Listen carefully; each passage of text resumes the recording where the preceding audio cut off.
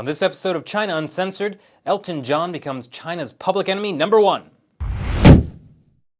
Hi, welcome to China Uncensored. I'm your host, Chris Chappell. Look upon the fabulous, sparkling, gap-toothed face of evil. Elton John is being slammed in China for crossing the line of good taste in a November concert in Beijing. China's state-run Global Times called him disrespectful for, quote, forcibly adding political content to the concert. Elton John, he dedicated his concert to Ai Weiwei. Excuse me. I'm sure you're equally offended. The two apparently met right before the concert and hit it off. Ai Weiwei even wrote on his Twitter, which is supposed to be banned in China, that I super like him. Well, it seems audience didn't like him, said state-run Global Times, which took it upon itself to speak for the audience. If they had known that this concert would be dedicated to Ai Weiwei, many in the audience would not have come.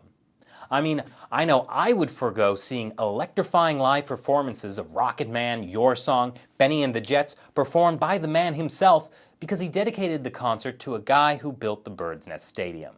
Of course, this isn't the first time China has had problem with foreign stars that think just because somebody's given them the stage and a microphone, they're free to voice opinions. In 2008, Bjork shouted "Tibet, Tibet" at the end of her song Declare Independence in a show in Shanghai. The Ministry of Culture said it hurt the feelings of the Chinese people and went against the professional code of an artist because, artists shouldn't have anything to say. Of course, Ai Weiwei, China's culture minister, and doesn't that just sound like something out of 1984, has come up with the solution. Only performers with university degrees will be allowed to play in China from now on. Sorry, Bieber. But it's not enough to just protect the Chinese people from subversive anti-China propaganda. The Chinese regime is just so loving that they want to protect people around the world from having any critical thoughts about China. Here are just a few examples. In 2009, the Melbourne International Film Festival received a stern warning from the Chinese consulate not to include a documentary about exiled Uyghur leader Rabia Kaidir. You see, in July of that year, thousands of Uyghur Muslims in Xinjiang flooded the streets to protest the brutality of Chinese police. Chinese police were therefore forced to kill 600 people and blamed it on Kaidir. Yeah, maintain that stability. The documentary was not withdrawn. Here's one from 2012.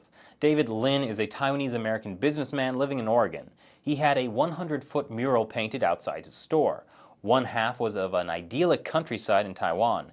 The other side was of brutal police beatings and self-immolations in Tibet.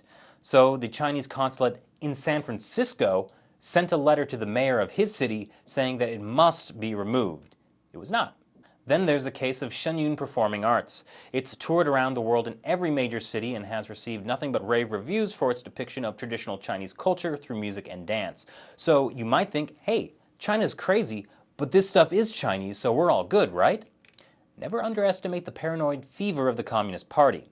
Because the company is based in New York and is not directly controlled by the Chinese regime, every city they travel to, the Chinese consulate try to get the show canceled or sabotaged, even going so far as slashing the tires of their tour buses. Now, the funny thing is, at the same time China is tightening its grip on artists and performers, Chinese leader Xi Jinping has been urging people to feel free to, quote, sharply criticize the Communist Party. Yeah, that doesn't sound like suicide, does it? Mao Zedong did the same thing. He called it the 100 Flowers campaign.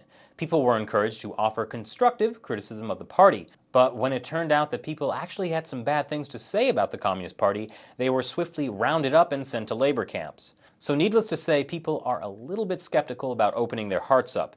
But hey, isn't this a face you can trust? Thanks for watching this episode of China Uncensored. Once again, I'm Chris Chappell. See you next time.